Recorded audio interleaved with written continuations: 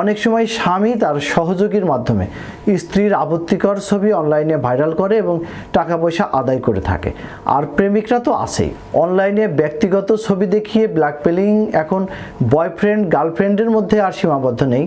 কেউ যদি যৌন উত্তেজনা সৃষ্টিকারী কোনো অশ্লীল সংলাপও আপনার সাথে করে, সেটাও কিন্তু পর্নোগ্রাফির আওতায় পড়বে। এই আইনের ধারা 8-1 অনুযায়ী কোনো ব্যক্তি পর্নোগ্রাফি উৎপাদন করার জন্য অংশগ্রহণকারী সংগ্রহ করলে, চুক্তিপত্র করলে অথবা কোনো নারী, পুরুষ বা শিশুকে অংশগ্রহণ করতে বাধ্য করলে বা প্রলোভন দেখিয়ে কোনো ভিডিও ধারণ করলে তিনি কিন্তু সর্বোচ্চ 7 বছর পর্যন্ত সশ্রম কারাদণ্ড এবং 2 লক্ষ টাকা পর্যন্ত অর্থদণ্ডে দণ্ডিত হবে, এমনটি আমাদের পর্নোগ্রাফি নিয়ন্ত্রণ আইনে বলা রয়েছে।